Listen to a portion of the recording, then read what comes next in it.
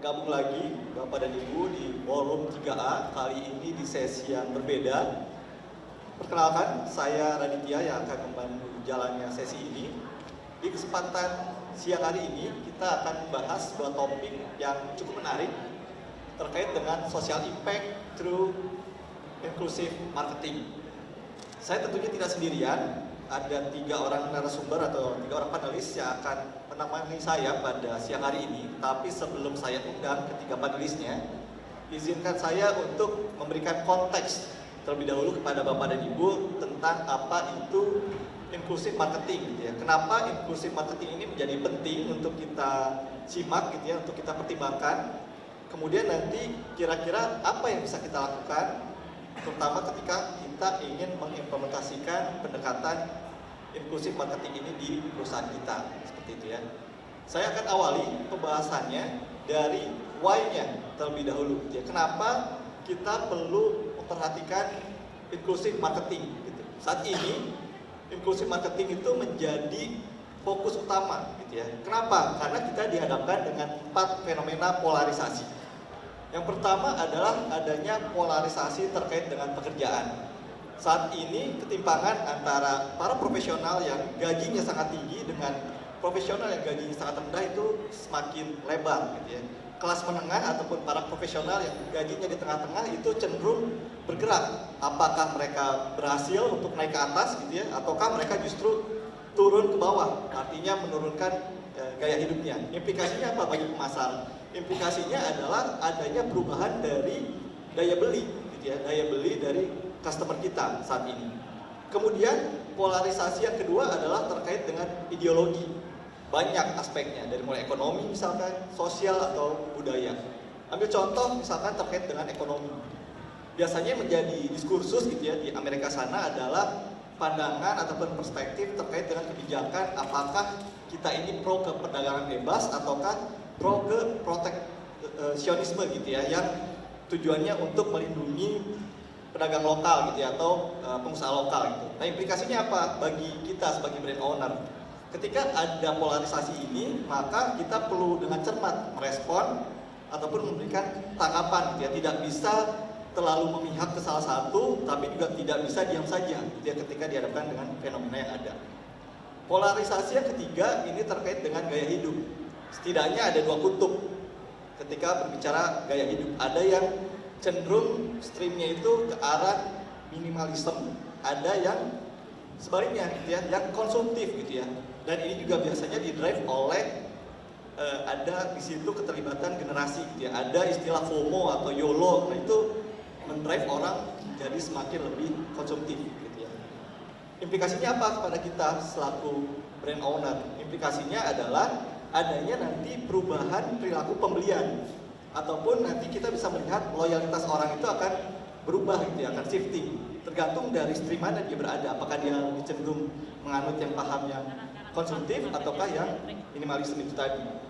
Dan yang terakhir adalah akhirnya terjadi polarisasi di pasar gitu ya, karena tadi marketnya itu menjadi sangat beragam, sangat ekstrim gitu ya, maka pasar ini semakin terfragmentasi Bapak dan Ibu. Jadi ada ceruk-ceruk pasar yang segmennya itu masyarakat yang premium, ada yang sangat perlu dibantu gitu ya, yang menengah ke bawah gitu. Dan implikasinya apa? Kembali lagi, implikasinya adalah kita perlu melakukan pemasaran yang sifatnya berbeda gitu ya, pendekatannya yang perlu lebih inklusif, apalagi kalau kita mau menyasar beragam segmen yang ada di pasar seperti itu.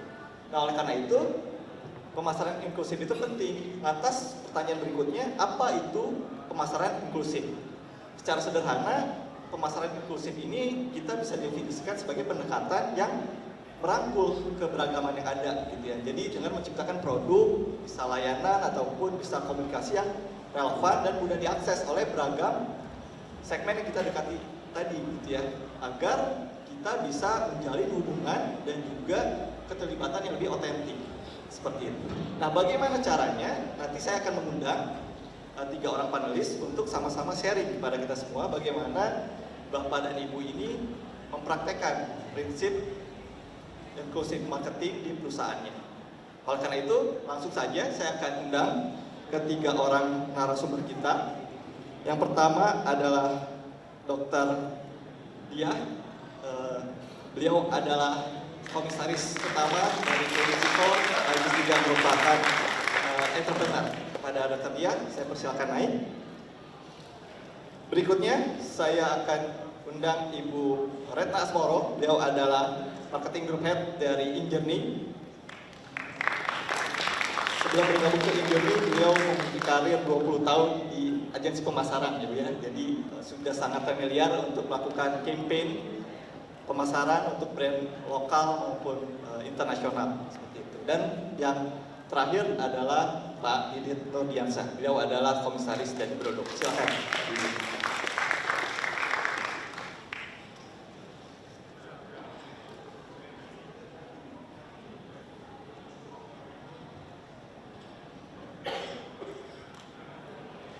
Baik, Dr. Dia, Bu Retna, tadi terima kasih atas perkenan untuk hadir di sesi kita.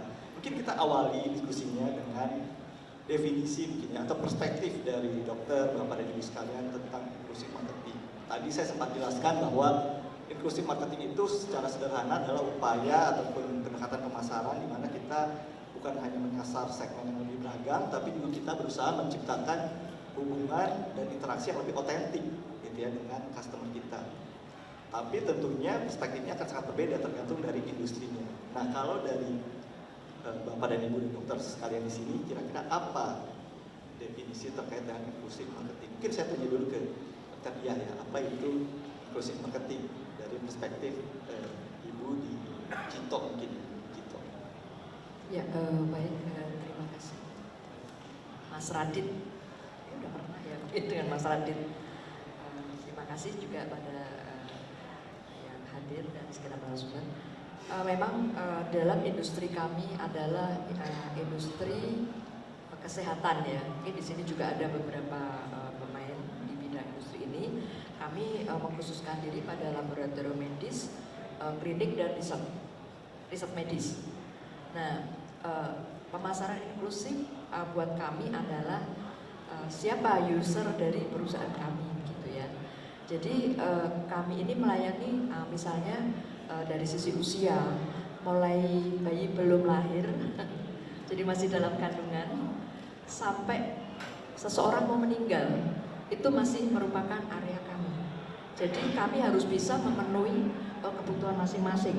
Misalnya kalau masih ada di dalam perut, orang tua pengen tahu dong ya, bayi saya sehat atau tidak, dalam tanda kutip cacat atau tidak. Kemudian yang kedua, apakah laki-laki apa perempuan? Nah itu biasanya, itu pemeriksaan NIPT itu kayak gitu mas. Nah itu, jadi kami melayani. Demikian juga kalau yang sudah, misalnya sudah masuk ICU gitu ya, kami pun melayani. Sudah masuk ICU, dia membutuhkan terapi antibiotik yang bagus dalam waktu singkat. Itu kami juga memiliki teknologi untuk melakukan pemeriksaan itu gitu. Itu kemudian tentunya jenis kelamin pasti ya. Kemudian segmen user kami misalnya dari karyawan ya. Kami ini menjalin perusahaan, menjalin kerjasama dengan perusahaan. Itu ibaratnya mulai seorang belum jadi karyawan perusahaan sampai dia pensiun. Nah, ada perusahaan-perusahaan tertentu yang itu dicek dulu sebelum masuk, sampai selama dia bekerja sampai pensiun dijamin harus tetap sehat. Apakah dia terpapar oleh ada paparan di situ misalnya ya, menyebabkan batuk, menyebabkan kanker dan lain sebagainya. Seperti itu mas. Demikian juga dengan segmen, belum lagi kami segmen ada dokter ya. Dokter ini kan user kami. Tentunya kalau bapak ibu biasanya datang ke lab itu kalau udah check up ya dokter kan begitu. Nah ini dari berbagai jenis spesialisasi kami mencoba sebagai salah satu laboratorium rujukan nasional, kami tentu harus mengikuti teknologi yang dibutuhkan oleh para dokter spesialis. Mungkin itu mas gambarannya. Terima kasih dok. Jadi memang berbicara terkait dengan fase kehidupan ya. Tadi dari yang belum lahir sampai yang sudah mau meninggal, mungkin ya, kemudian juga dari jenis kelamin dan juga bahkan tadi masuk ke fase profesional gitu ya. Bahkan belum jadi staff, itu adalah segmen dan masing-masing tentunya ada pendekatan tersendiri begitu ya. Betul. Terima kasih dok. Saya izin lanjut dulu ke Bu Retna. Bu Retna kan di Injourney ya, yang memang konteksnya lebih bicara aviasi dan juga pariwisata gitu. Kalau dari industri tempat Bu Ratna sendiri berada, apa perspektif terkait dengan inklusif marketing ini dari Ibu? Terima kasih sebelumnya Mas Radit, Ibu Dia, Mas Diki, dan teman-teman semua sekalian di sini. Assalamualaikum warahmatullahi wabarakatuh. Selamat siang. Semoga nggak ngantuk habis makan siang. Mungkin kalau tadi dari Ibu Dia itu industrinya adalah kesehatan, maka Injernie yang tadi seperti Mas Radit bilang adalah kami bergerak di pariwisata. Jadi maaf kalau misalnya bisa ditayangkan slide pertama yang ada bagian Injernie. Ini cuma sekedar intro dulu lah ya, kira-kira Injernie itu apa. Jadi kami sebagai BUMN Holding itu dilahirkan untuk dua hal. Yang pertama, mengakselerasi dan memulihkan sektor pariwisata yang saat pandemi itu sangat terpuruk drastis. Jadi kami lahir atas anjuran pemerintah supaya kita bisa mengakselerasi dan memulihkan sektor pariwisata. Yang kedua, untuk bisa melakukan akselerasi ini, tentunya dibutuhkan suatu sinergi, kerjasama, koordinasi, dan suatu ekosistem. Karena Injernie ini agak lucu sebenarnya, agak lain dan agak lucu. Karena kami adalah holding yang lahir setelah anak-anaknya udah lahir. Gitu. Jadi kami membawahi, kalau bisa dilihat dari sini, dari hulu ke hilir, dari airport, aviation service, kemudian pengembang destination atau ITDC, lalu destination management seperti Indonesian destination di sini tuh membawahi misalnya Candi Borobudur, tadi saya ngobrol-ngobrol sama Bu Dia, Borobudur, kemudian Prambanan, Ratu Boko, dan kalau di Jakarta kita yang tercinta ini ada TPI. Kemudian juga kita ada cluster hospitality atau akomodasi ya, sebagian besar itu hotel-hotel. Kita baru saja membuka hotel bintang 5 di Sanur, Mas Radit dan teman-teman, Bali Beach dan The Meru. Nah itu kita refurbish lagi Bali Beach untuk tetap pada konsep awalnya gitu ya, yang dikumandangkan oleh Bapak Presiden pada waktu itu. Itu hanya sedikit cerita tentang hospitality. Kemudian last but not least adalah Injernie Retail. Jadi teman-teman pasti juga sudah tahu brand yang ada di bawah Injernie Retail yaitu Sarina. Nah, dengan banyaknya klaster-klaster di bawah holding kami ini, tentunya koordinasi, inklusivitas menjadi sangat penting dan menjadi kunci utama supaya kami bisa bekerja dengan baik. Jadi inklusivitas di sini adalah bahwa segala solusi pariwisata, baik itu activity, baik itu skema usaha atau bisnis, harus bisa mendatangkan impact yang sangat luas, baik bagi masyarakat sekitar pada khususnya maupun rakyat Indonesia pada umumnya. Itu yang pertama. Dan yang kedua juga inklusivitas di sini tidak saya hanya khususkan pada manusianya tapi juga lingkungan sekitar, Mas Radit. Jadi harus tidak bisa mengeksploitasi alam dan lingkungan sekitar, justru kita merestore dan menjaga agar terus berkesinambungan dan membawa manfaat buat masyarakat sekitar. Jadi setelah slide ini mungkin ada slide berikutnya yang bisa saya tayangkan. Nah, jadi emang di dalam Injernie ini kita juga memasukkan inclusivity ke dalam kegiatan kami, Mas Radit. Jadi mungkin sebagian besar ada di pilar CSR atau TJSL, ya kalau di BUMN menyebutnya TJSL. Jadi ada edukasi, environment, dan poverty seperti yang tadi saya utarakan. Ini hanyalah sedikit contoh usaha-usaha kami untuk usaha merangkul sebagian besar masyarakat, baik itu UMKM maupun pebisnis atau profesional. Jadi ini kami mengadakan bekerjasama dengan Kementerian Pariwisata kebetulan, jadi dan juga dengan hotel-hotel swasta. Ini salah satu inisiatif yang kami lakukan, Injernie Hospitality House. Jadi di masing-masing destinasi kita berusaha mendidik juga, mengadakan training, karena output dari pariwisata itu tidak bisa lepas dari hospitality service gitu. Jadi kami berusaha juga merangkul insan-insan masyarakat setempat untuk bisa melek hospitality seperti itu. Jadi ini baru salah satu sisi aja sih Mas Radit. Mungkin nanti setelah pembicaraan kita selanjutnya kita bisa mengelaborasi lebih lanjut. Baik, terima kasih Bu Ratna. Tapi tadi yang saya tangkap kuncinya memang di impact ya Bu ya. Dan ketika berbicara impact bukan hanya berbicara terkait dengan aspek manusianya yang tadi di training, kemudian juga UMKM-nya kembangkan, tapi juga kita memperhatikan aspek lingkungannya ya, seperti itu. Baik, terima kasih Bu Retna. Saya lanjut, Pak Didit nih, dari industri fashion. Ada yang berbeda nggak Pak? Iya, terima kasih Mas Radit. Terima kasih Bu Dia, Bu Ratna. Saya yang paling junior ya Mas Radit jadi. Saya Pak, yang paling junior. Sektornya cuma juga sektor industri yang paling muda ya, sektor retail soalnya. Jadi kalau dari kami dari Brodo itu kita originally kita fokus di footwear, di sepatu, ini sepatu yang saya pakai. Terus awalnya itu lucunya adalah inclusive marketing itu adalah suatu keharusan buat kita karena kita di retail ya. Di retail terus awalnya dari awalnya kita belajar itu marketing itu apa sih, awalnya nggak ngerti Pak Mas Radit. Awalnya kita cuma tahu marketing itu kita neken adik kelas kita biar lu beli dia barang kita, awalnya gitu. Ya marketing awalnya tuh begitu, adik kelas kita suruh paksa beli. Kita punya sepatu nih, bikin sepatu dulu masih jelek banget sepatunya, terus dipaksa beli, lu pakai, terus lu kasih review. Awalnya as simple as that.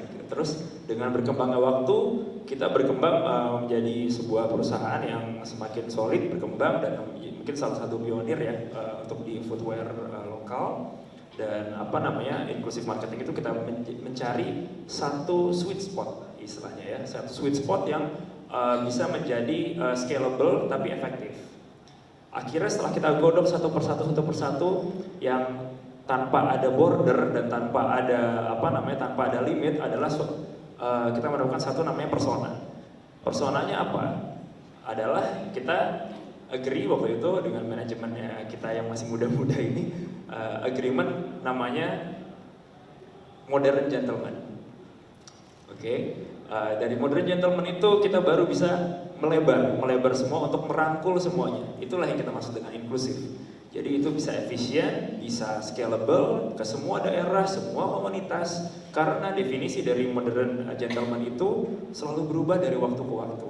Mungkin kalau kita tarik balik ke 1930-an, semua Peaky Blinders ya, terus pakai jas segala macam, sampai sekarang 2020-an itu bergeser menjadi lebih smart casual, terus lebih ke olahraga, sadar dengan kesehatan, lebih ke nilai-nilai itu gitu.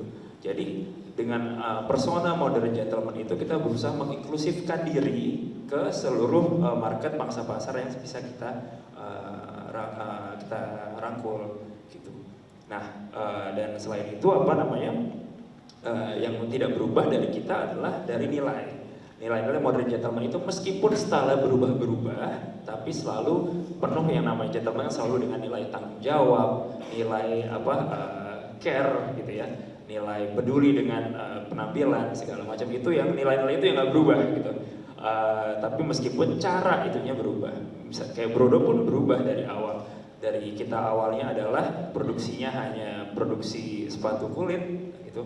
Awalnya kita ini kayak ada Yuka juga deh. Yuk mana Yuk? Nah, ini ada CEO yang Brodo juga yang datang. Jadi wah, selamat datang Pak Yuka. Tangan. Awalnya ini brand ini muncul karena Yuka itu nggak ada sepatu buat magang. Nggak ada brand lokal yang bisa membuat sepatu kulit untuk dia magang dulu. Karena kakinya besar banget, 46, 47 ya Yuk ya.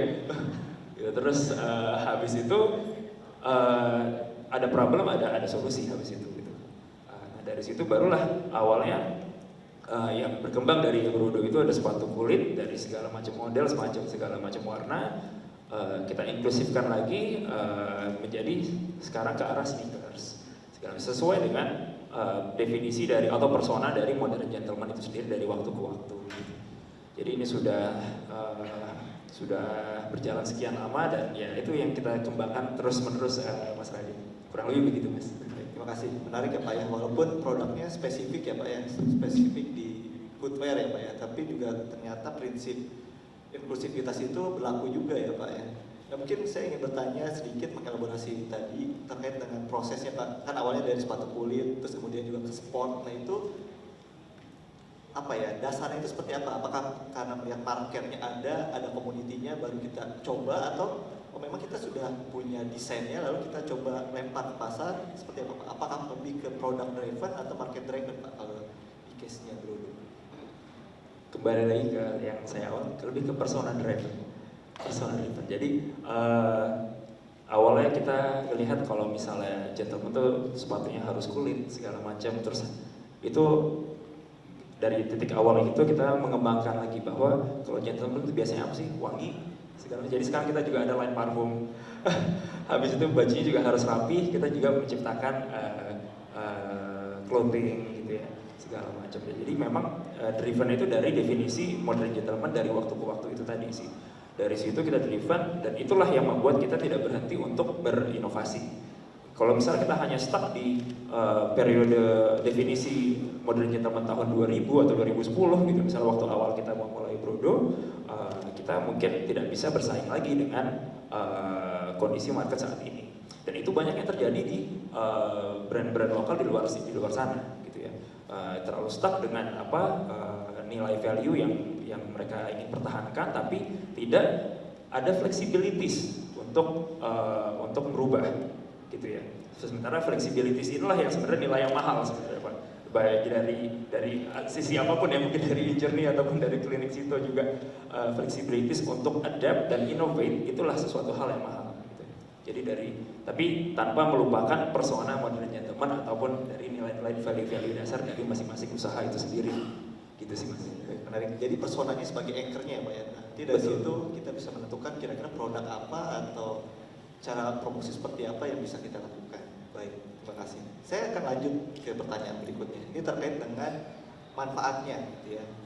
Manfaat terkait dengan inklusif marketing. Saya akan bertanya ke Dokter Dia, manfaat apa yang dirasakan oleh Ibu dan tim gitu ya terkait dengan aplikasi inklusif marketing di klinik Cito begitu. Banyak yang berpendapat bahwa setelah pandemi itu klinik kesehatan dan kesehatan itu cenderung turun pamornya. Padahal kan justru pada saat pandemi itu kita jadi semakin aware ya Bapak dan Ibu terkait dengan pentingnya kesehatan. Nah, kira-kira menghadapi hal tersebut, adakah peran inklusif marketing di situ gitu ya? Artinya kita tetap bisa menjadi unggul walaupun pandeminya sudah lewat begitu. Silakan. Betul sekali Mas Radit. Begitu selesai pandemi langsung semuanya laporan turun gitu kan. Ya, tapi begini, kami tentu kami mengambil tagline itu innovation for happiness gitu ya. Pasca pandemi, innovation for happiness. Kami sudah beralih ke human gitu, sudah nggak lagi kita strict pokoknya harus periksa PCR, kan nggak ada lagi yang periksa PCR tuh. Dulu 300 sekarang 3 kan gitu kan ya. Nah, jadi terus dari sisi kami mengambil inovasi kami antara misalnya dalam inklusi marketing tadi saya sampaikan misalnya ada jenis kelamin gitu. Kami buatlah namanya ladies medical check up gitu kan ya.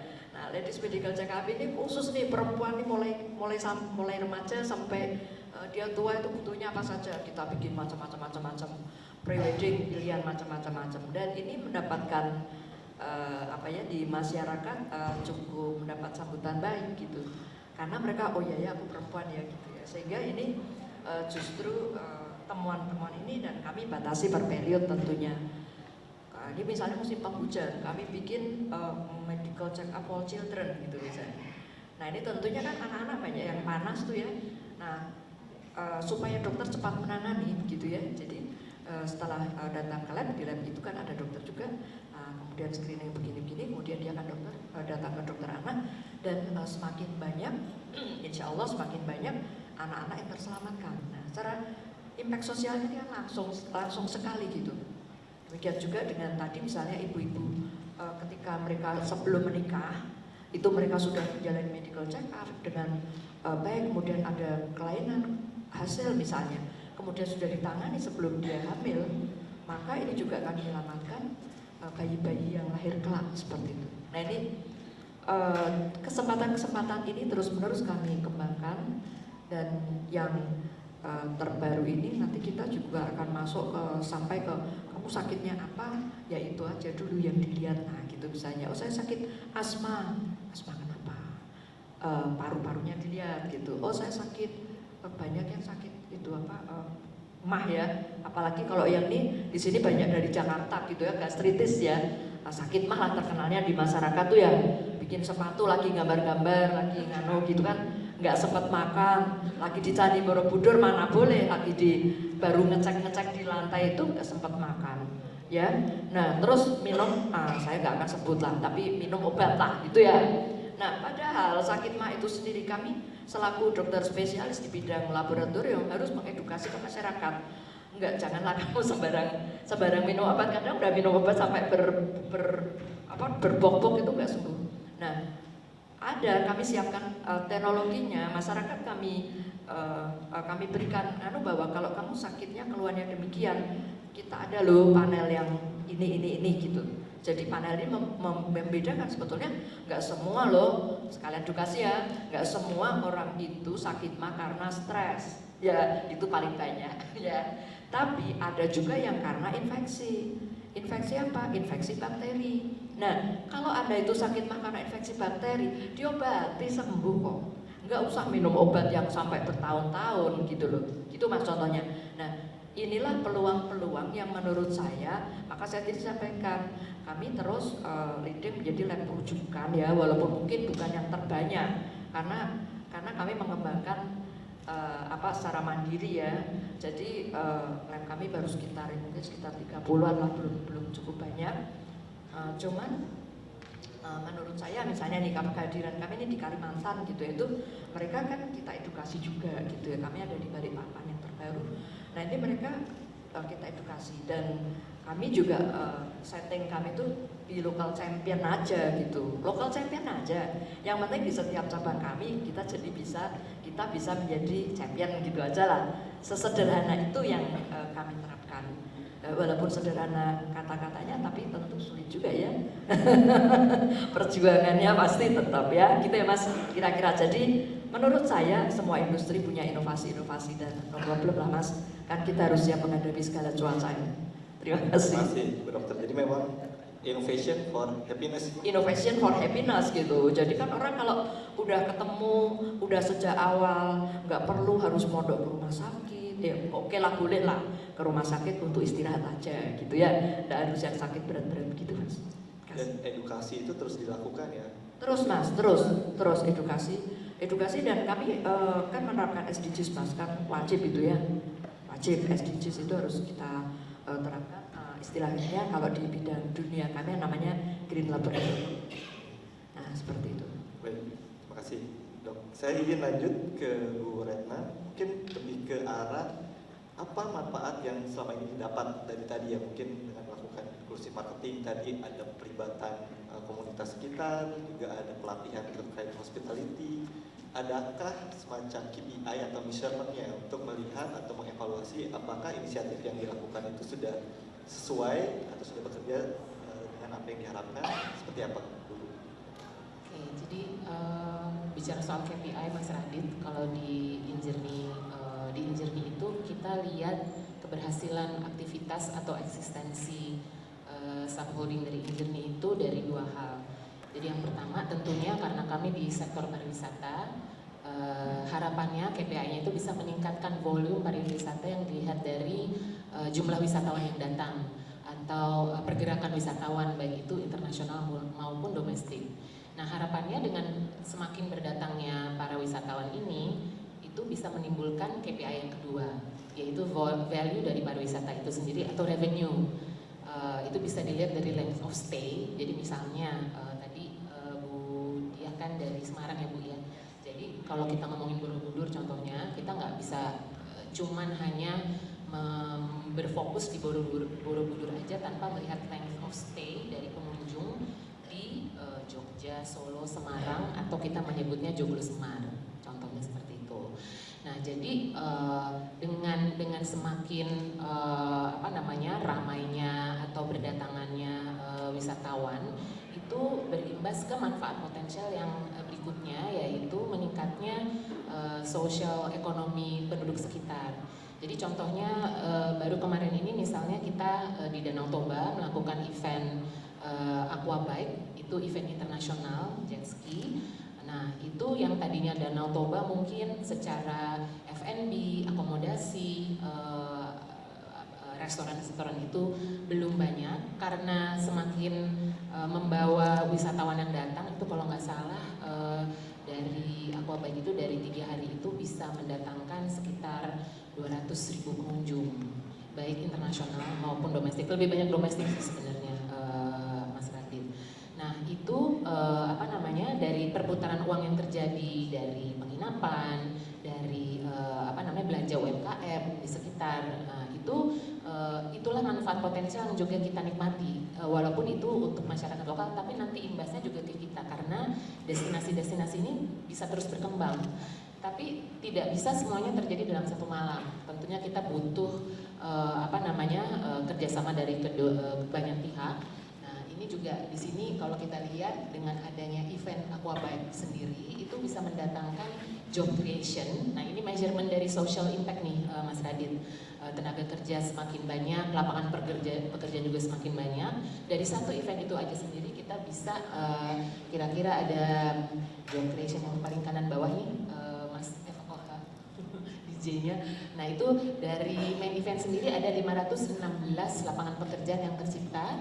Kemudian dari side eventnya tuh kayak entertainment, kayak gitu-gitu kan butuh F&B, UMKM. Nah itu ada 700 lapangan kerja yang terjadi selama 5 hari kegiatan. Ini hanya cuma salah satu contoh. Dan kita pengennya kan berkesinambungan nih Aquabike ini selama 5 tahun ke depan, sehingga harapannya bisa. Nah di sebelah kanan itu tuh kayaknya gede banget ya, 1,86 triliun. Cuman ini adalah proyeksi atau manfaat potensial yang kita dapatkan karena mengembrace atau merangkul seluruh ekonomi lokal dan terciptanya social impact bagi penduduk sekitar. Social impact ini nggak cuma tenaga kerja ya Mas Radit, tapi gini loh, kalau destinasi kita itu terekspos, orang di luar negeri tahu, wow, Danau Toba is very good, very great gitu ya. Buat masyarakat di Danau Toba sendiri tentu merasakan kebanggaan tersendiri. Dan itu bergulir terus tuh Mas Radit. Kitanya juga sebagai subholding, sebagai badan usaha juga mendapatkan talenta-talenta baru, skill-skill baru gitu ya, yang semuanya jadinya rantai, it's a chain reaction gitu, it's a value chain antara kita, masyarakat sekitar, dan nanti masyarakat sekitar pun bisa memberikan manfaatnya kepada subholding untuk bersama-sama. Kalau tadi innovation for happiness, Injourney itu tentang bringing hospitality to the world gitu. Jadi mimpinya adalah bisa membawa kekhasan, keramah tamahan budaya orang-orang hospitality Indonesia ke mata dunia dari subholdingnya. Kira-kira seperti itu Mas Radit, manfaat potensial yang besar. Jadi konkret ya Bu ya, langsung terlihat dari job creation-nya berapa, itu sangat besar juga ya potensinya. Tinggal challenge-nya ini dilakukan secara konsisten dan juga mungkin nanti ini bisa di scale up dan mungkin bisa direplikasi juga di destinasi pariwisata super prioritas yang lain begitu ya. Event-eventnya tentunya disesuaikan ya dengan nature dari destinasinya. Baik, terima kasih Bu Retna. Kalau dari Mas Didit, kalau untuk Prodo, kira-kira manfaat apa yang selama ini didapatkan dari inklusif marketing tadi? Mungkin dari pergeseran dari yang bukan pergeseran ya, lebih ke ekspansif berarti ya, dari yang tadi produk yang sepatu kulit ke sneakers, manfaatnya apa saja yang didapat dan cara pengukuran seperti apa? Oke, terima kasih. Kalau dari kami, berhubung main dari sales point kami adalah online, jadi yang jadi driven kami adalah sebenarnya pure data, ya, pure data dari sales. Customer sales kita kebanyakan dari apakah hanya Jawa saja atau dari ada ke Sumatera, Kalimantan dan atau seluruh Indonesia. Dan mungkin karena tadi kita tetap konsisten, berusaha konsisten mungkin menjaga persona itu tadi, dan data yang kita dapatkan itu luar biasa Mas. Jadi kita bisa, itu data-data itu menjadi supporting atau dasar untuk kita membuka toko offline. Gitu. Jadi sekarang yang awalnya kita hanya toko offline itu di Bandung dan di Jakarta, salah satunya di Sarinah Ibu. Terima kasih atas kerjasamanya. Jadi habis itu karena kita ada data driven analisis kita sendiri, itu kita membuka toko di kota-kota lain seperti Jogja, Surabaya, Medan, Aceh, dan beberapa kota lain, Bekasi sih planet lain ya Bu ya, bukan kota lain ya. Nah itu dari situ itu untuk dari yang mungkin dari kategori yang performance-nya. Cuma untuk tadi satu lagi apa mas? Ya, cara pengukurannya. Oh ya pengukurannya. Nah pengukuran kok secara performance itu ya kita masing-masing perusahaan mungkin dari ahli-ahli marketing yang datang di sini mungkin ada 1000 cara lah ya untuk menghitung cara performance dari produk yang dimarketkan. Mungkin ada 1000 cara masing-masing gitu.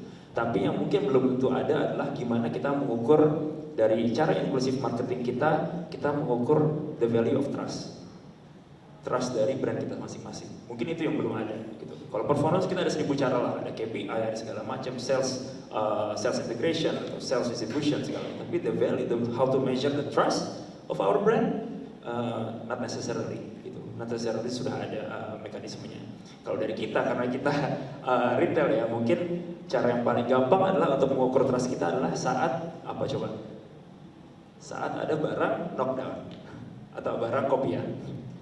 Ada barang kopian yang mungkin di toko hijau atau warna lain gitu ya, yang tidak bisa saya sebut dengan harga sepertiga atau seperlima dari kita, tapi customer tidak pindah.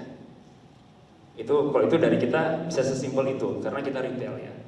Tapi untuk industri yang services mungkin ya atau klinik atau engineering mungkin beda lagi. Itu menurut saya cara titik ukur yang lebih sulit Mas Radit dibanding kita performance. Kalau performance oke lah, kita ada titik ini, kita udah engage with customer, kita launch a product, sold out, done. Oke? But saat kita cara mengukur untuk value of trust of our brand, it's completely different game, completely different story. Kalau dari kita, dari Brodo adalah yaitu kalau misalnya saat ada barang kita tiba-tiba bukan dikawin ya, ituin lah ya, di copy paste, di Ctrl C Ctrl V, habis itu harganya juga di copy paste lah ya, tapi dibagi 6 gitu ya, tapi ternyata customer tidak pindah, itu check mark untuk kita, gitu. Itu measurement untuk trust dari Brodo. Gitu. Mungkin itu sih Mas Radit kalau dari kami.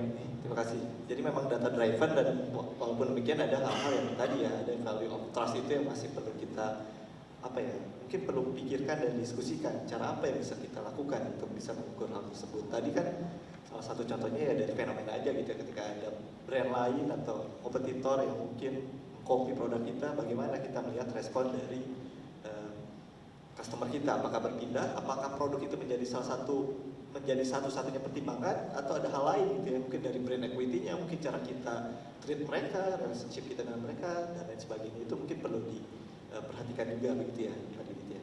Makasih Pak. Makasih. Saya lanjut lagi ke Dr. Diani. Kan tadi salah satu cita-citanya mau jadi local champion gitu ya, dokter.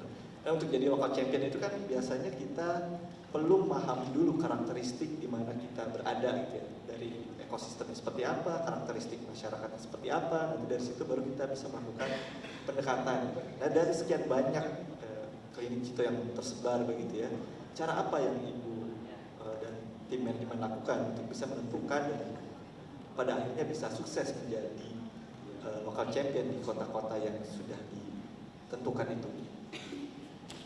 Terima kasih Mas Radit. Kalau boleh saya share video satu. Ya, jadi memang di situ untuk menjadi local champion ada beberapa track lah ya yang kami lakukan. Ya salah satunya adalah, ini adalah pendiri generasi pertama. Nah ini ada cukup banyak hal-hal yang kita lakukan. Yang pertama tentunya tadi inklusivitas itu memang sudah sejak awal lah ya kita terapkan di perusahaan kami. Kemudian juga selain itu kalau ya inklusivitas sudah jalan gitu ya, sudah memang merupakan strategi kami, maka berikutnya adalah komunitas, Mas. Nah komunitas ini kami tentunya menyesuaikan lah ya, komunitas dari masing-masing area, karena mau jadi local champion ya komunitas di situ yang harus kita rangkul gitu ya. Kemudian sinergi. Nah, tadi kalau kita lihat itu ada gambar seperti bangunan Belanda itu cabang kami di Jogja. Nah, Sri Sultan itu membuat kebijakan Sri Sultan Hamengkubuwono ke-10 ya, membuat kebijakan area di tempat cabang kami berada itu adalah nuansanya Belanda. Nah, jadi entah itu adalah bangunan cagar budaya atau tidak, kalau di Kota Baru ya, mungkin teman-teman yang pernah datang ke Jogja di area Kota Baru sekarang, mau dia klinik kecantikan, mau dia ya seperti kami laboratorium, mau dia toko buku, semua itu yang di pojok masuk itu adalah Gramedia. Kalau di Jogja semuanya bentuknya Belanda. Jadi bisa untuk wisata baru, kalau mau ambil seolah-olah di Belanda tinggal kasih kincir angin. Nah itu, nah itu gitu. Kemudian kolaborasi, kami ini berkolaborasi bukan hanya dengan mungkin pemerintah setempat, instansi setempat, tapi juga perusahaan swasta dan juga apa ya istilahnya rantai perusahaan sejenis lah ya. Di situ ada rumah sakit, ada klinik, ada kami saling bersinergi. Karena apa? Karena memang tidak ada satupun di Indonesia ini satupun layanan laboratorium yang bisa semuanya itu dikerjakan. Jadi kami memposisikan sebagai laboratorium rujukan sehingga teman-teman yang yang belum bisa mengerjakan bisa merujuk ke kami. Kemudian ya teknologi pastilah ya, teknologi baik teknologi dari teknologi pemeriksaannya sendiri maupun teknologi sampailah kalau kita ngomong digital marketing kita juga mengembangkan artificial intelligence ya, itu kita juga pastinya ini sudah harus kami juga mengikuti dan yaitu tadi inovatif tadi, selalu inovatif baik dalam produk maupun dalam pelayanan. Nah, dan kami tentunya harus diferensiasi di setiap cabang di mana kami berada tentu berdasarkan survei-survei yang dilakukan. Nah, saya jadi promosi Makles ya, karena salah satu cabang kami yang terbaru ini kami sudah mulai menggunakan ini surveinya Makles. Biasanya saya biasanya nunggu hadiah award dari Makles, terus saya beli bukunya. Kan mereka pasti bikin rating tuh, bukan ya Makles, terus ada yang perusahaan lain lagi juga. Nah kalau kami dapat penghargaan, kami beli bukunya, ya kan, buku hasil survei ya, mahal juga ya, oh ya, lain kali jangan mahal-mahal supaya teman-teman bisa beli gitu loh. Ya biar inklusif gitu. Jadi kami tidak usah lakukan survei sendiri karena ini independen kan ya, independen. Tapi kalau ada beberapa daerah yang menurut kami perlu treatment khusus, kami memang melakukan survei khusus tuh. Kemarin terakhir ya terbaru di Surabaya kami ada 2 cabang di Surabaya. Jadi kami Mbak Tere dan tim itu kemarin itu.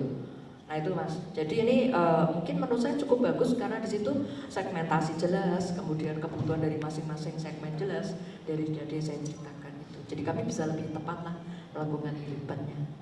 Semoga.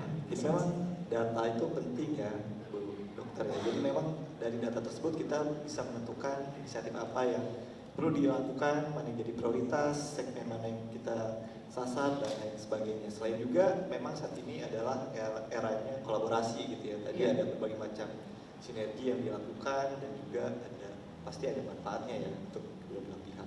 Iya, dan ada perusahaan yang melakukan survei untuk service quality index ya. Service quality index. Jadi nanti kalau udah ada ratingnya, wah kami tadi turun lagi naik. Ini hal-hal yang menurut saya tadi kalau kita bicara mengukur dari dampak atau kepuasan pelanggan, Mas, itu bisa salah satu dari situ. Tapi kan catatannya kan masuk di rating, Mas. Gitu. Jadi memang ya kalau enggak ya seperti itu saya bilang tadi kan saya lakukan survei juga ya. Nunggu ini dari Makles nggak ada bunyinya. Saya akhirnya panggil Makles terus saya survei. Bagus, saya bagus, keren. Ya, makasih. Saya izin elaborasi lagi, Bu Dokter. Tadi kan ada penggunaan teknologi ya. Teknologi itu kan sangat bermanfaat bagi kita untuk menyasar segmen yang mungkin ataupun audiens yang lebih luas lagi gitu ya. Apalagi ketika kita berbicara tentang kesehatan gitu ya. Kesehatan mungkin merupakan barang yang premium gitu ya untuk beberapa kalangan gitu. Nah, bagaimana penggunaan teknologi di klinik kita untuk bisa menyasar segmen yang lebih luas lagi dari mereka yang mungkin belum familiar tentang pentingnya ya kesehatan itu kan bukan hanya preventif tapi juga kuratif, 2 aspek itu seperti apa penggunaan teknologi? Iya, kami tadi saya perkenalkan misalnya baru hamil tuh kita kalau hamil kan kalau pakai USG itu kan harus 8 bulan tuh baru tahu jenis kelamin bayi. Tapi kalau ini nih 16 minggu Mas. 16 minggu berapa? 4 bulan ya? 4 4 bulan kita udah bisa beli, biasanya ibu-ibu kan udah beli ya, beli duluan ya, beli baju ya kan, beli baju mau warna biru apa pink gitu kan. Nah itu salah satu yang kita perkenalkan. Kemudian yang kedua seperti sekarang ini sebetulnya ada teknologi untuk mengetahui apa kita cocoknya sama obat apa. Misalnya kita penderita hipertensi atau kita diabetes atau apalah campuran kolesterol kan biasa tuh ya. Kita kalau habis makan-makan kita ribut minum obat kolesterol. Belum tentu semua obat itu cocok untuk kita. Dan kami punya teknologinya yaitu namanya pemeriksaan farmakogenomik. Jadi masing-masing tubuh kita merespon yang berbeda. Belum tentu suami dan istri beli aja obat satu ya biar hemat gitu ya. Kalian untuk berdua belum tentu. Kadang yang satunya mual muntah-muntah, tidak turun, tidak respon. Nah seperti itu kan. Ini salah dua ya kan. Nah belum ini misalnya walaupun tidak diinginkan, tapi kanker itu adalah sesuatu yang sekarang ini sudah semakin banyak ditemukan. Nah, kami ada teknologinya untuk melakukan screening. Apakah kita, misalnya ibunya kanker payudara, apakah anaknya itu nanti membawa mutasi gen untuk kanker payudara juga enggak? Itu kita bisa melakukan pemeriksaan. Karena kalau misalnya dia punya, gitu kan ya, kalau dia membawa gen yang memang itu cenderung mutasi, maka apa misalnya gaya hidupnya, kemudian kalau ada benjolan harus bagaimana. Jadi tidak bukan untuk menimbulkan ketakutan, tapi menimbulkan awareness sehingga lebih banyak istilahnya ya masyarakat yang bisa lebih terselamatkan gitulah. Jadi kenapa kami fokus banget di situ gitu. Itu mas, teknologinya sampai ke kalau sekarang terbaru kan next generation sequencing. Betul, jadi dengan teknologi tersebut kita sudah bisa lebih aware sedini mungkin sehingga tadi ya Bu ya, lebih banyak nyawa yang bisa diselamatkan. Itu salah satu. Dan usia lebih panjang. Usia lebih panjang. Harapannya kan ya, Menteri Kesehatan kan selalu bilang gitu kan ya, usia lebih panjang sampai 80 gitu kan ya, Menteri BGS kita. Ya mas, makasih. Terima kasih. Saya lanjut ke Bu Retna, ini terkait dengan mungkin case dari penerapan kemitraan mungkin atau juga bagaimana destinasi pariwisata ini bisa mempromosikan inklusivitas gitu ya. Tadi mungkin sudah disebutkan sekilas terkait dengan kemitraan yang sudah dilakukan. Mungkin ada case lagi yang bisa diceritakan terkait dengan apa yang Injurni lakukan dengan organisasi, kemudian juga jenis kemitraannya seperti apa dan juga dampaknya terutama mungkin di destinasi yang prioritas mungkin ya. Oke, Mas Radit, soal kemitraan atau kolaborasi ya tadi itu kan kita lihat salah satu selain inklusivitas juga sinergi. Nah ini karena membangun pariwisata itu benar-benar nggak bisa dilakukan dalam satu malam, butuh yang tadi Mas Radit bilang keberlanjutan, konsistensi. Dan ini Injurni nggak bisa sendirian. Jadi contohnya dalam membangun pariwisata itu kita melihat dari 3 hal. Jadi amenitas, aksesibilitas, dan atraksi. Nah, kalau atraksi itu kemungkinan Injurni masih bisa melakukannya berfokus di situ ya. Kita ada 540 program di semua subholding kita dalam 1 tahun. 1 tahun itu kan 365 hari ya. Jadi kita ada 540 program disiapkan, baik itu di Sarinah, di ITDC lewat MotoGP misalnya, atau di hospitality dan lain sebagainya. Tapi untuk melakukan atraksi di dalam destinasi itu sendiri kita juga butuh kemitraan. Salah satunya yang kemarin itu di Danau Toba kita membutuhkan kerjasama dengan pemerintah kabupaten, ya kan, untuk membangun jalan juga dengan Kementerian PUPR supaya semuanya itu bisa terbangun dengan baik dan seamless gitu. Karena sebenarnya itu sih yang kita inginkan, menciptakan experience traveling berwisata yang seamless dari hulu ke hilir pada saat dia datang dari airport, masuk ke lounge, kemudian berakomodasi di hotel-hotel kita, ke destinasi misalnya di Borobudur. Nah itu tercipta secara seamless dan itu tidak mungkin kita melakukannya sendirian. Jadi dengan Kementerian Pariwisata juga tentunya sangat bahu-membahu bersama kami karena kita kan sektor satu industri. PUPR tadi saya sudah sebutkan untuk membantu kami dalam membangun infrastruktur atau aksesibilitas. Kemudian juga dalam hal amenitas, PUPR juga banyak membantu karena kami juga ada hotel-hotel yang kami bangun dan juga destinasi-destinasi yang di apa ya istilahnya di unleash oleh ITDC sebagai developer. Itu mereka juga bahu-membahu bersama PUPR dan juga seperti misalnya Sarinah juga tidak bisa survive tanpa adanya kolaborasi dan kemitraan dengan para UMKM gitu. Jadi Sarinah sendiri kan memiliki purpose untuk bisa mengelevate masterpieces of Indonesia dari sisi baik itu kuliner, entertainment, maupun juga tentunya fashion.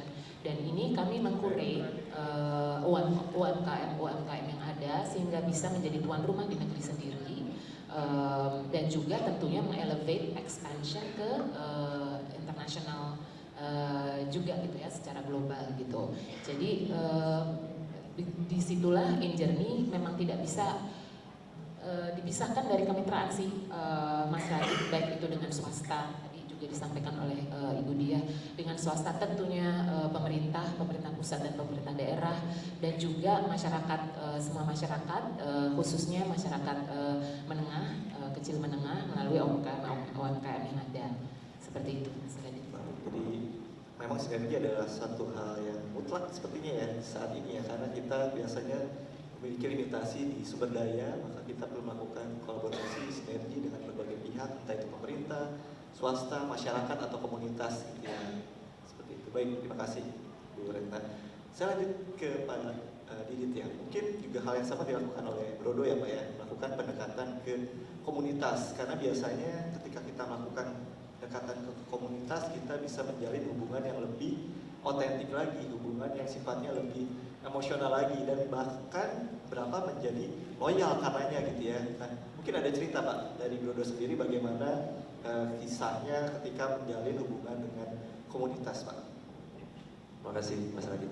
Kalau untuk berhubungan atau kolaborasi ya, kita ada beberapa yang awal itu kita ada beberapa kolaborasi yang alhamdulillah berhasil karena kita berusaha, mungkin sama dengan InJourney, kita sangat berusaha untuk berkolaborasi sebanyak mungkin dan mengedepankan Indonesia sampai waktu itu kita ada kolaborasi dengan Dian Sastro, Mbak Dian Sastro untuk mengedepankan motif Sumba ke sepatu kita, di mana itu peminatnya banyak sekali sampai akhirnya sekarang itu dikirim ke Jepang motif Sumba itu.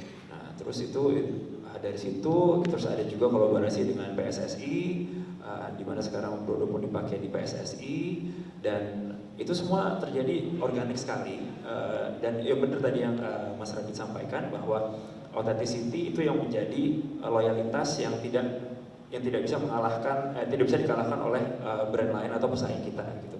Dengan adanya loyalitas dari customer, jadi barang kita mau di knockdown, mau disaingi dengan harga segala macam, value kita tetap menempel di barang kita saja, gitu. Tidak menempel di barang yang lain, gitu. Dan hal yang paling mengagetkan, paling recent, sebenarnya ada kejadian organik yang buat saya ini cukup personal ya, karena mungkin dari yang hadir ada yang suka lari mungkin ya, ada yang suka lari atau ya suka lari CFD atau apa gitu, mungkin aware minggu lalu itu ada Singapore Marathon, terus tiba-tiba itu ada yang kontak saya mau pakai Brodo untuk di Singapore Marathon. Kalau saya, Mas Radit, Ibu itu mau pakai Brodo untuk lari mungkin oke lah ya. Dan ini karena dan topiknya kebetulan tuh adalah topiknya tuh atau apa bahasa Indonesianya Bu? Apa namanya? Kebetulan apa topiknya tuh inclusive marketing. Ini menunjukkan bahwa eksekusi yang sudah kita lakukan atau persona yang sudah saya sampaikan berulang-ulang dari awal itu ternyata nyampe, Mas, karena inclusive marketing yang sudah kita lakukan atau keniscayaan itu semua yang sudah kita lakukan itu bukan hanya kena di berbagai macam daerah, berbagai macam ras di Indonesia, tapi juga ke teman-teman atau brother-brother kita yang dengan kondisi kondisi. Ini saya ada satu slide, saya cuma nyiapin satu slide untuk hari ini, dan menurut saya ini sangat spesial karena, dan saya bawa langsung ini. Jadi ada teman saya namanya Fadel. Beliau ini pejuang thalassemia, ini berdiri di tengah kita.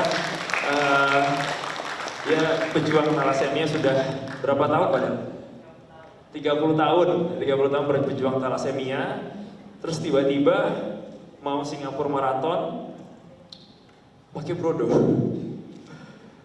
Padahal dengan kondisi yang sangat challenging yang dihadapi oleh Fadel ini, untuk lari aja tuh challenging ya Fadel ya. Mungkin nggak afdol lah kalau misalnya jadi saya ngomong. Mungkin Fadel boleh cerita dikit, Fadel, kenapa kok akhirnya pilih brodo buat itu Singapura Marathon tuh, kenapa? Menarik ya, kenapa dari sekian banyak merek gitu ya, dari yang multinasional banyak, kenapa pilihannya brodo gitu, Mas Fadil? Kebetulan saya seorang penyintas thalassemia yang harus melakukan transfusi rutin setiap 3 minggu sekali. Kenapa saya memakai brodo? Karena saya ingin mengangkat produk lokal. Dan salah satunya brodo juga pasti kasih tahu kalau brodo ini ramah terhadap inklusivitas. Dan saat saya coba dan pertama kali saya memakai brodo ini, race pertama saya memakai sepatu lokal dan ternyata nggak kalah sama produk-produk yang di luar sana. Dan alhamdulillah saya di Singapura Marathon kemarin sempat terjatuh dan kembali bangkit hingga finish memakai sepatu brodo gitu. Thank you, Fadel. Saya rasa mungkin itu in summary inklusif marketingnya brodo ya. Mungkin secara summary-nya itu mungkin ya dari semua yang tadi saya sampaikan.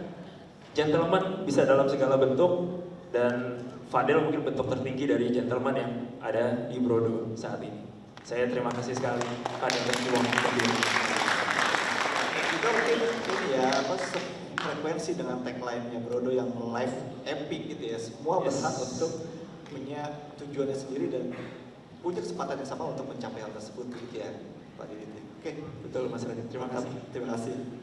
Selanjutnya saya memberikan kesempatan Bapak dan Ibu, silakan jika ada yang ingin bertanya bisa di scan QR code di depan. Mohon cantumkan nama, kemudian pertanyaannya ditujukan untuk siapa, baru kemudian nanti silakan sampaikan pertanyaannya. Nanti ada gift ya dari Klinik Cito, dari terutama yang perempuan katanya dari Klinik Cito, karena Bu Dr. Dia ini selain dokter juga merupakan entrepreneur, dan belum lama ini beliau meluncurkan buku Creative Lady Dr. Trainer gitu ya, yang menceritakan pengalaman beliau sampai sukses sekarang. Jadi silakan Bapak dan Ibu untuk menyampaikan pertanyaannya lewat QR code yang kami pasang di depan gitu ya.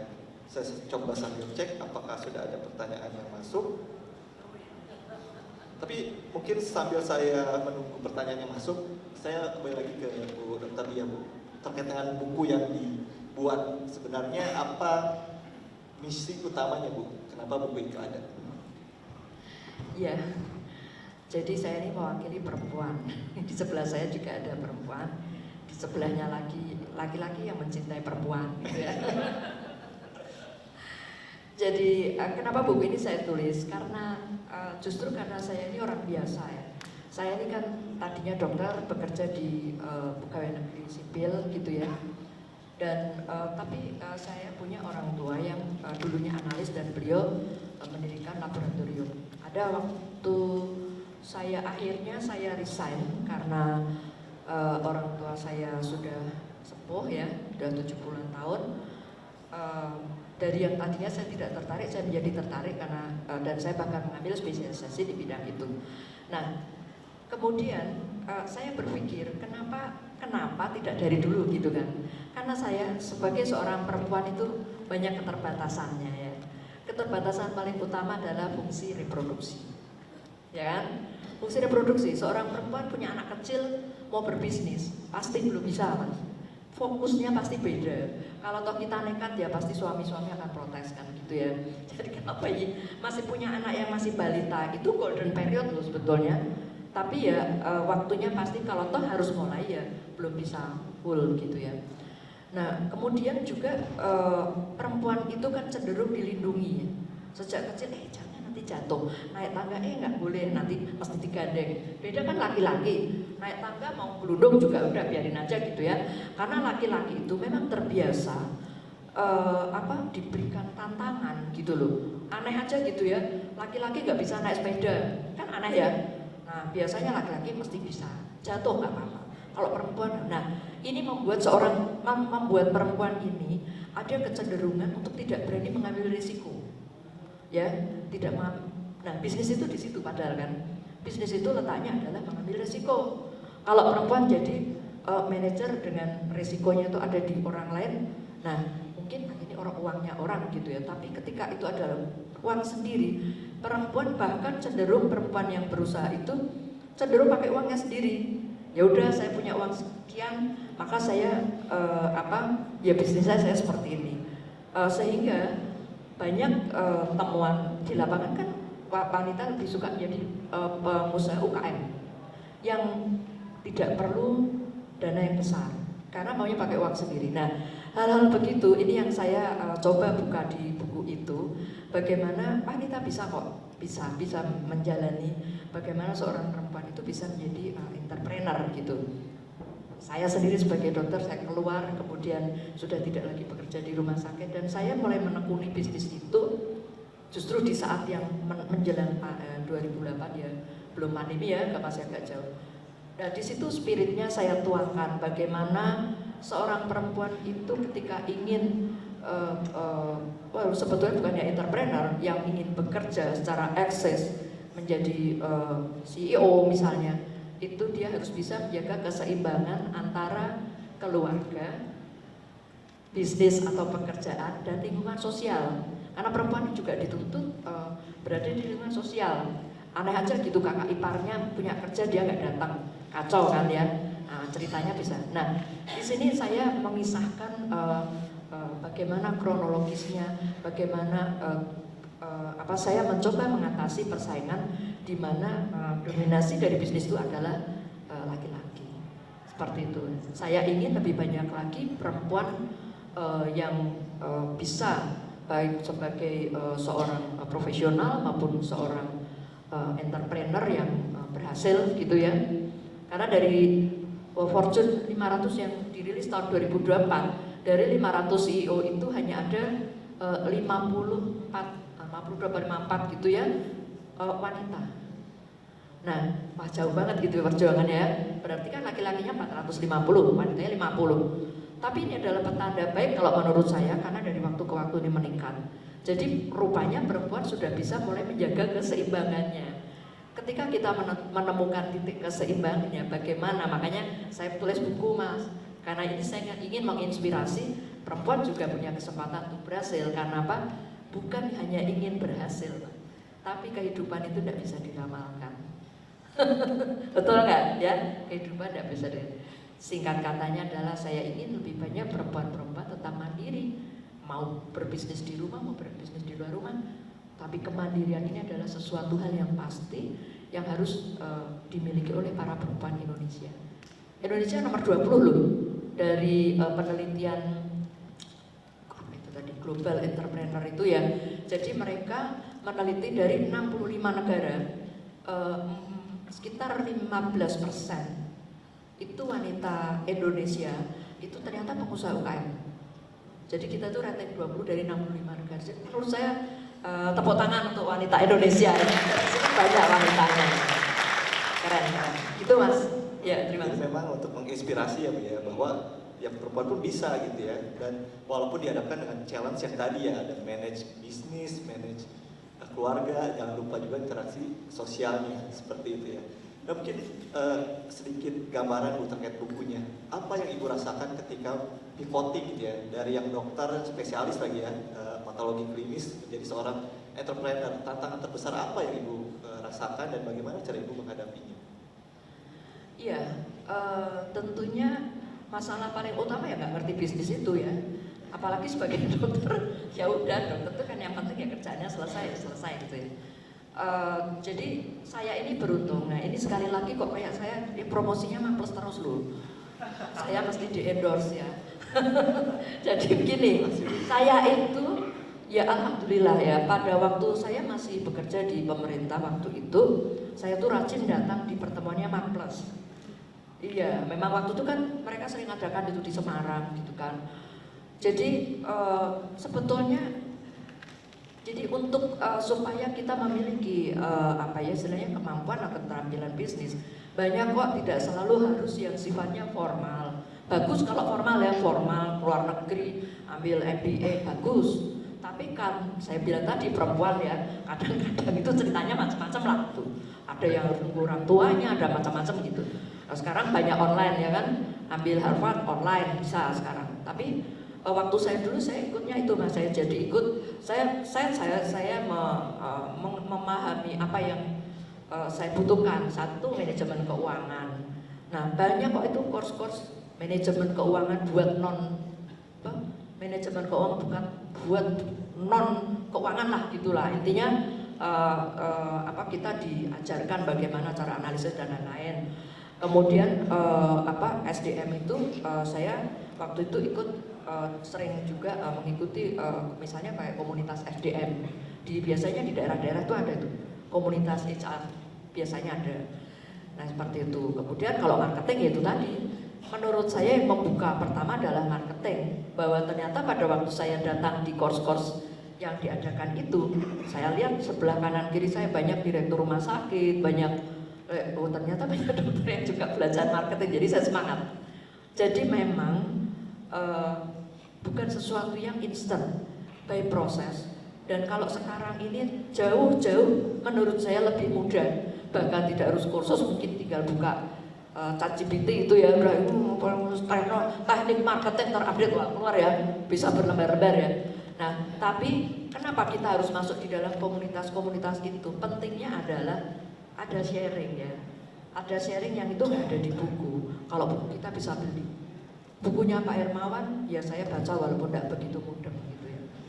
Tahu ya nggak begitu mudeng ya, nggak begitu ngerti gitu karena saya bukan orang marketing, kadang bahasanya itu kan tapi saya baca, saya pelajari dan pada waktu ada course singkat kan ada itu kadang-kadang 3 hari, berapa hari. Nah hal-hal demikian ini tidak usah khawatir lah kalau yang berkesempatan mengambil wanita, ini baru ngomong wanita kan ya, yang berkesempatan mengambil pendidikan formal bagus, tapi lebih bagus lagi selain pendidikan formal, kalau tidak sempat juga tadi course-course juga masuk di dalam komunitas-komunitas itu sangat membuka karena kita bisa bertanya layaknya teman. Dan yang kedua ternyata belakangan saya baru merasakan ternyata itu adalah cikal bakal networking yang sebenarnya.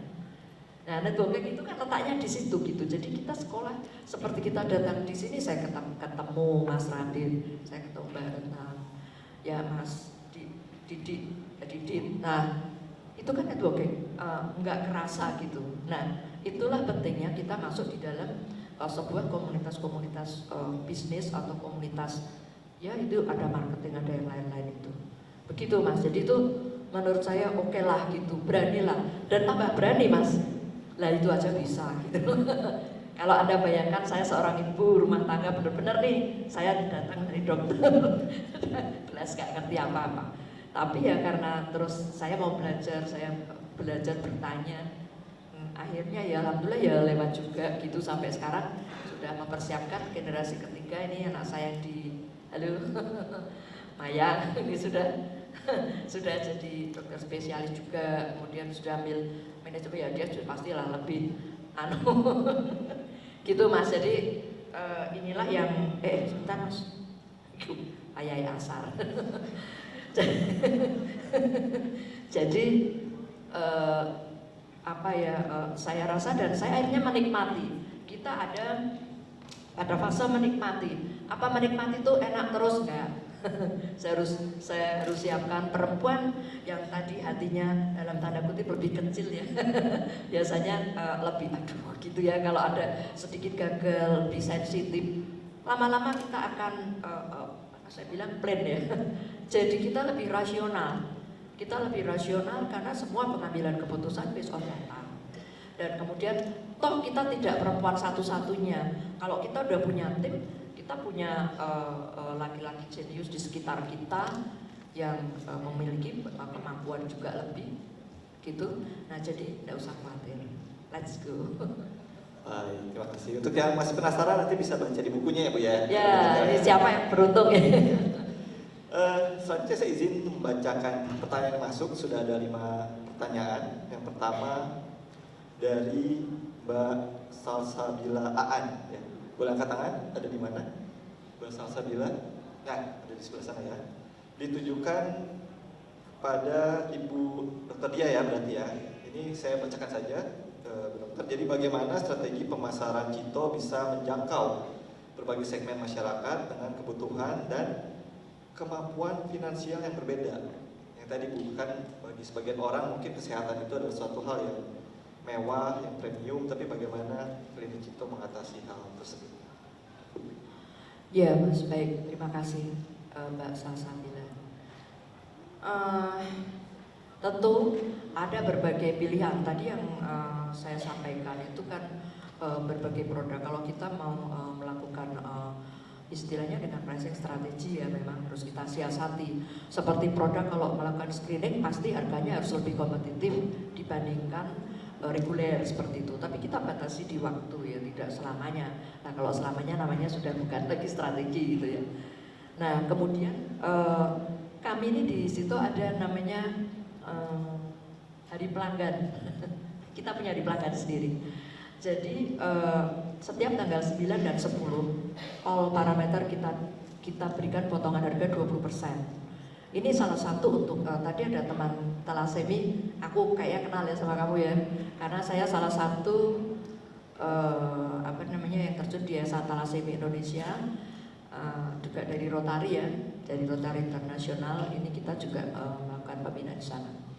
Jadi boleh kalau teman-teman penderita talasemi itu pasti butuh pemeriksaan besi ya, pemeriksaan besi itu setiap bulan sekali minimal.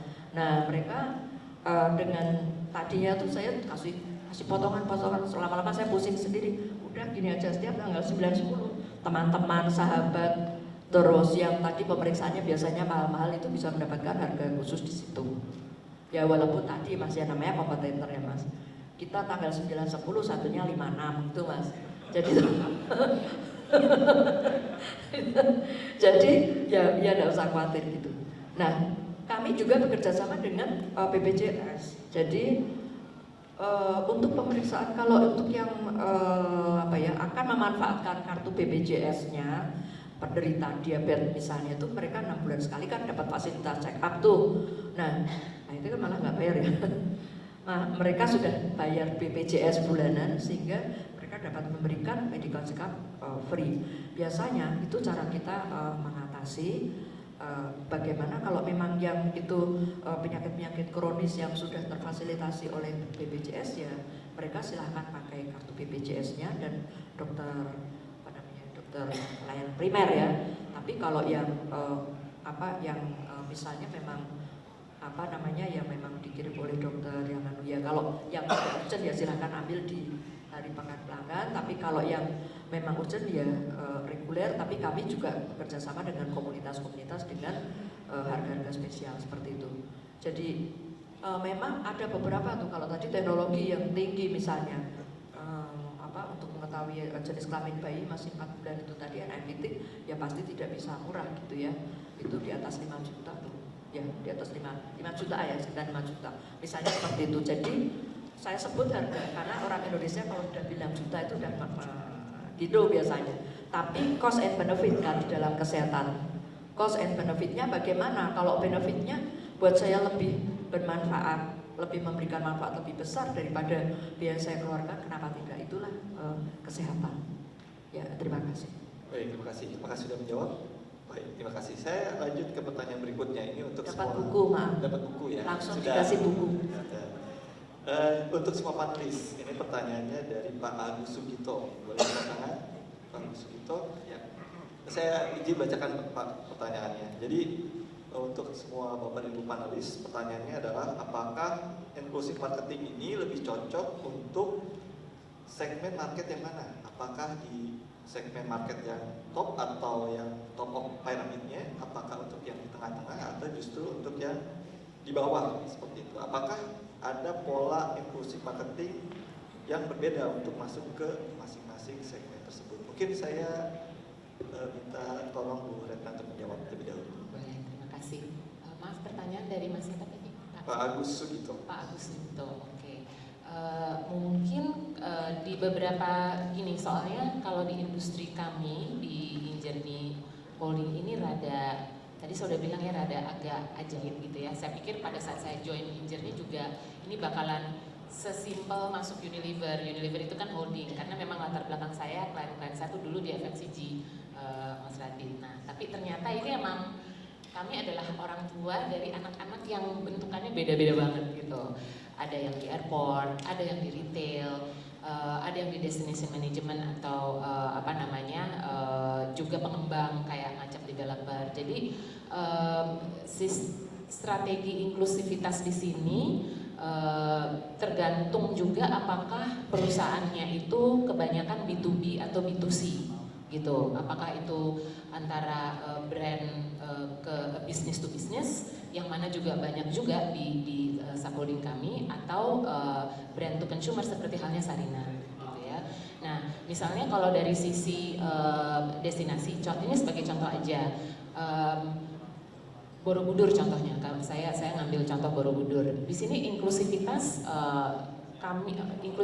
inklusivitas menjadi suatu strategi yang memang harus memikirkan preservation dari destination itu sendiri juga gitu ya. Jadi kalau di tourism itu kan ada yang namanya mass tourism, ada yang niche juga. Jadi karena kita juga bertanggung jawab untuk menjaga kelestarian dari destinasi yang kami operasikan gitu ya, atau kami manage gitu. Nah, untuk Borobudur misalnya, tidak semua itu bisa naik ke atas stupa, karena itu benar-benar dijaga sekali. Jadi di situ mungkin terjadi pricing strategi, harganya agak mahal, karena memang kita jaga agar tidak terjadi chaos gitu. Kalau nggak dibatasi bisa terjadi chaos. Namun untuk audiens yang lebih mass, tentunya kami juga ada aktivitas-aktivitas yang bisa dilakukan di Borobudur. Bisa naik mungkin, tapi tidak sampai ke atas banget gitu kan. Di situ kalau ke atas tuh masih ada area yang kita bisa keliling-keliling tuh. Kalau kalau kita yang haji kan namanya tawaf ya. Di Buddhis juga ada pradaksina namanya. Jadi juga mengitari candi itu 7 kali ya. Ini agak amazing juga ternyata ya. Situ-situ aja ya, cuman beda jalur tapi arahnya kayaknya sama gitu agama-agama ini. Itu gitu untuk mass, untuk yang lebih terjangkau, dan juga untuk UMKM di sekitarnya kita juga memiliki memindahkan pedagang-pedagang Pujon itu ada 2.000 pedagang gitu ya, supaya perjalanan experience di Borobudur itu bisa terjadi dengan nyaman untuk semua pihak. Jadi ini pedagang Pujon kami rapihkan, kita bikin fasad yang bagus, bermitra dengan bank-bank gitu misalnya, yang mereka juga memberikan edukasi buat UMKM ini untuk cashless transaction gitu. Nah, jadi itu seperti itu kira-kira strategi inclusivity yang terjadi di Injernie. Satu contoh lagi misalnya TMII. Di TMII ini juga menarik karena audiensnya beragam. Jadi ada yang memang penikmat seni. Jadi di situ kan memang kita ada banyak ada anjuman, ada museum Indonesia, ada CAG itu Contemporary Art Gallery. Jadi kami juga berusaha mengfilter berbagai macam segmentasi consumer yang memiliki keinginan atau drive yang berbeda-beda. Untuk weekdays, volume driver dari TMII itu adalah para pelajar. Gitu. Jadi itu strateginya kita sales ya, tapi lebih ke networkingnya ke sekolah-sekolah gitu ya, SMP, SD gitu ya, supaya setiap hari mereka dapat ada field trip tuh ke TMI, dan juga meningkatkan rasa interest, ingin tahuan terhadap budaya kita sendiri, karena makin banyak anak-anak saya sendiri aja nonton anime gitu kan ya, gitu, nggak bisa lepas dari ini gitu. Jadi di sini ada noble purpose juga dari kami untuk bisa mengangkat kembali cerita-cerita Indonesia yang sangat syarat nggak kalah sama Disney gitu. Jadi weekdays misalnya volume drivernya dari pelajar, kemudian kalau weekend yang banyak nih gitu, itu juga kita sangat membuka sangat terjangkau tiket masuk TMI itu Tas 25.000 ya Tas. Nah 25.000, jadi semoga semuanya bisa masuk ke area TMI, walaupun di dalam TMI sendiri mungkin ada bagian-bagian yang bayar lagi untuk naik cable car, untuk masuk ke museum, karena memang butuh cost untuk memelihara maintenance barang-barang berharga dan heritage yang kami harus jaga. Mudah-mudahan bisa menjawab pertanyaannya Bapak. Terima kasih. Baik, terima kasih Pak Bu Retna atas jawabannya untuk Pak Agus ya. Mohon maaf Bapak dan Ibu karena keterbatasan waktu, mungkin saya akan bacakan satu pertanyaan lagi. Nanti setelah itu kita akan tutup sesinya gitu. Ini pertanyaan berikutnya ada dari Mbak Agnes. Mbak Agnes ada? Ditujukan untuk Brodo ya Mbak ya. Jadi untuk Mas Didit berarti Pak Didit. Untuk Brodo, momen apa yang awalnya membuat penjualan Brodo naik dan jadi dikenal sampai sekarang? Oke, terima kasih Mbak Agnes. Mungkin kalau kita tarik ke belakang ya, saya dan Mas Yuka itu ada istilahnya ada gut feeling di mana kita punya feeling saat ini kayak bakal ngelonjak nih, ini kapan ada tuh periode itu Mbak, ada banget gitu, mulai dari titik A kita eksponensial ke titik B gitu ya. Tapi yang turning point-nya adalah turning point pertama itu kalau saya nggak salah ingat adalah waktu kita memberanikan diri Mbak, sesuai katanya dokter Diah tadi, memberanikan diri untuk go full online waktu awal itu. Waktu zaman dulu kita belum kayak sekarang ya, kita harus melihat ini ke 14 tahun yang lalu Mbak. 14 tahun yang lalu, full online itu 2013, jadi 11 tahun yang lalu. Kita decide untuk full online, memberanikan diri. Kita dengan dana seadanya waktu itu Mbak, saya ingat banget waktu itu untuk ads itu terbatas hanya di Facebook Ads sama di detik.com. Ya yuk ya, detik.com ya dulu ya. Jadi mungkin kalau misalnya yang mungkin angkatan yang agak-agak di atas nih, mungkin ada ngalamin tuh dulu waktu awalnya detik.com masih keren. Ada dari detik gak sih? Maaf. Yang dulu masih sangat organik dulu, detik.com sebelum diambil CT mungkin ya. Itu ada periode di mana kanan, kiri, tengah, atas, bawah itu Brodo semua iklannya. Dulu, karena waktu itu kita memberanikan diri untuk itu, dan waktu itu masih belum banyak yang berani. Dulu tuh opsi pertama soal iklannya majalah ya. Iklan itu majalah, koran, banner, and the hardware stuff gitu. Untuk yang digital waktu itu belum berani Mbak. Jadi waktu kita dengan dana seadanya yuk ya, kita took a leap of faith waktu itu ya. Took a leap of faith, karena kita juga waktu itu yang penting yakin Mbak, yakin dengan produknya juga. Saat kita, when you took your leap of faith, you have to trust your product enough untuk you spend that money untuk melakukan sesuatu yang berbeda dibanding produk lain. Gitu. Itu pertama, dan ternyata itu nge-boom sekali. Dan yang di Facebook juga itu luar biasa nge-boom sekali. Sampai tim digital marketing kita kewalahan ya Yuk ya, waktu itu Yuk ya. Tim digital marketing kita kewalahan sampai akhirnya banyak ya, alhamdulillah banyak yang brand-brand lokal lainnya minta tolong ke kita. Jadi multiplier efek dari memberanikan diri sendiri itu kita jadi banyak membantu orang juga gitu. Sampai akhirnya si tim digital marketing ini kita spin off, kita keluarkan dari Brodo menjadi perusahaan sendiri gitu. Sampai sekarang gitu. Jadi waktu itu titik awal itu karena itu Mbak. Habis itu of course karena kita banyak ekspansi produk dengan peningkatan kualitas produk yang luar biasa.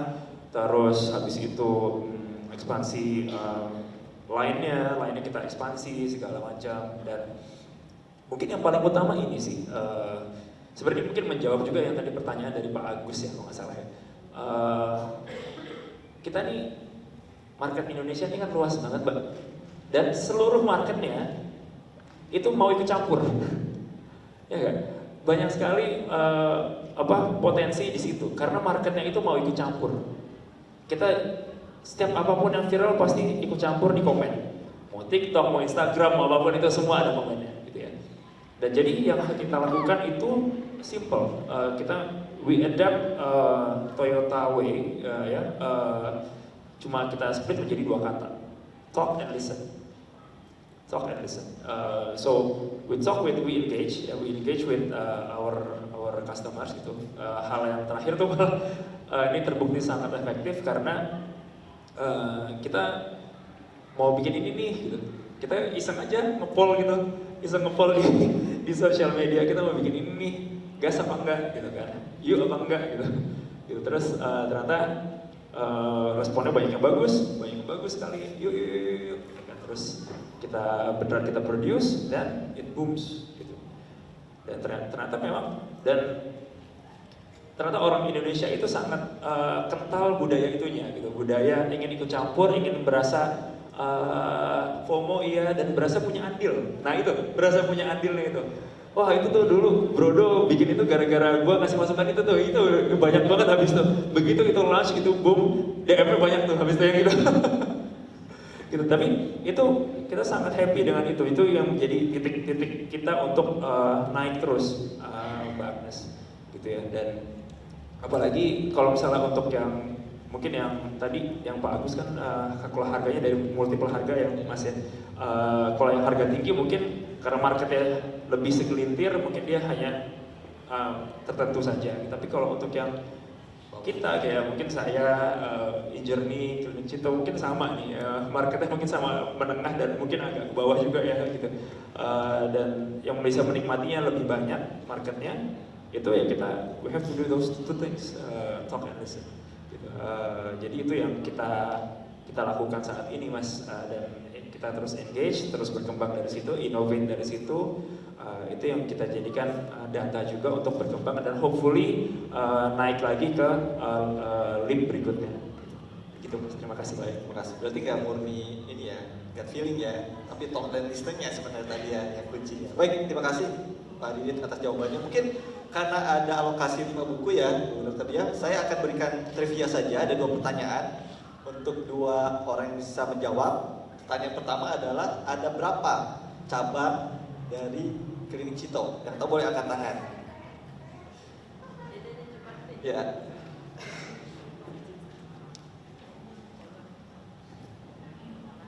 30 klinik betul ya dok? 30 klinik. Satu lagi. Ada yang bisa menyebutkan entitas dari Injourney? Mungkin sebutkan 2 aja. Apa sih entitas bisnis yang ada di bawah Injourney? Atau Injourney mengelola apa aja? 2 entitas boleh. Silakan. Terus sama Danau Toba ya? Oke, baik, terima kasih. Itu ya. Baik, Bapak dan Ibu, karena waktunya sudah habis, maka kita harus segera akhiri sesinya untuk beralih ke sesi berikutnya. Tapi sebelum itu, saya sampaikan dulu sedikit kesimpulan dari diskusi kita pada siang hari ini, bahwa ya inclusive marketing itu memang memberikan dampak ya yang cukup signifikan, dan kita belajar bagaimana dampak inclusive marketing itu di berbagai industri yang berbeda, dari industri kesehatan, kemudian juga pariwisata, dan juga fashion retail gitu. Tinggal kuncinya adalah bagaimana kita bisa memahami siapa yang menjadi customer kita yang beragam itu, dan bagaimana kita bisa mengeksekusinya dengan melakukan kolaborasi. Baik, itu saja. Mungkin kita berikan tepuk tangan pada 3 panel kita yang luar biasa. Sebelum saya benar-benar mengakhiri sesinya, saya akan mewakili teman-teman dari Makbes memberikan kenang-kenangan sebagai bentuk apresiasi kepada 3 orang panelis kita.